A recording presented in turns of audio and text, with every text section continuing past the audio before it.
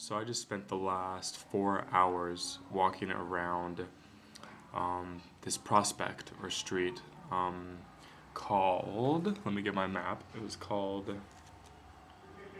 Prospect Veteranov. I spent it walking around with these two social workers talking to female prostitutes or sex workers as they call them while they were at work, picking up Johns, these kind of things.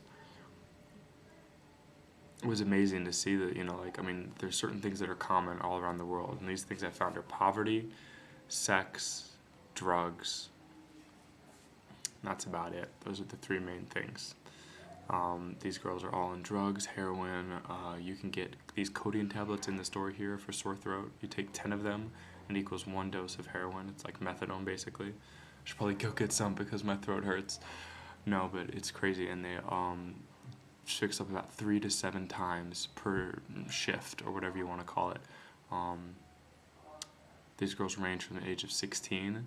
One of them I was talking to was gorgeous. She could have been a model in America, or at least a high-class escort girl. She was only 16, beautiful face, really well put together.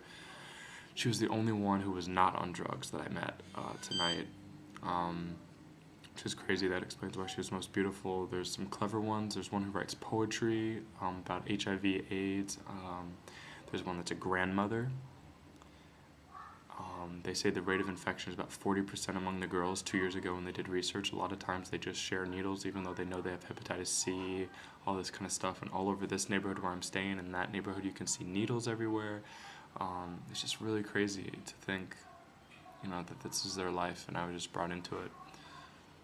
It's also funny because I haven't been to one museum. I haven't been to L'Ermitage. I haven't been over to the St. John's Fortress. I haven't been in anywhere. I mean, I've seen everything on the outside all around the city, but I have walked the main prostitution drag in St. Petersburg. I have talked to some people who have some problems, serious problems, families and all kinds of stuff.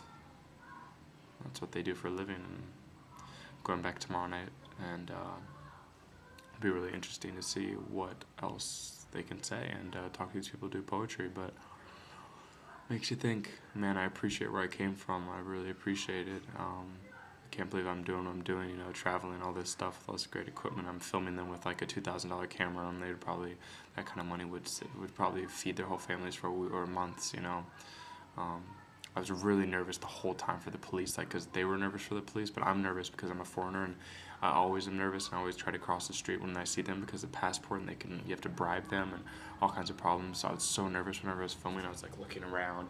I was just going and just shooting in the bushes, and they just had a murder. Some guy murdered 2 of these prostitutes in the bushes, so they're be careful about going to the bushes and just filming. But I was trying not to. I was being discreet, I didn't want to piss the girls off, and I also didn't want the cops to see me and have to pay the cops off or go to jail, man. It's freaky being a filmmaker in a place where it's authoritarian, and where they don't let you, I'm wondering what it's going to be like in China. I'm really going to have to watch out with my camera. It's crazy. I never realized that, but it's also my safety of my equipment, problems with the police, getting put in jail, not being able to get my thing. I mean, that's some real guerrilla filmmaking, scary shit. Anyway, I think I'm rambling. I'm going to go into the other room in this flat where I'm staying with nothing anywhere on the walls. It's so creepy, and I'm going to go hang out while they cook and everything. But I'll give you one quick look at what this flat's like.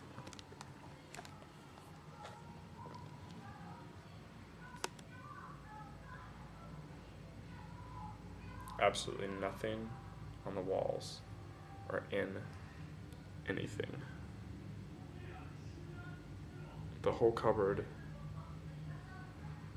is empty. There's nothing. There's not a thing anywhere. Not in the kitchen, not in his room. I even checked in the cupboard. There's nothing in the cupboards. So it's definitely different. Less is more. Less is more in this place. So it's nice to see some different lives. I'm gonna go in and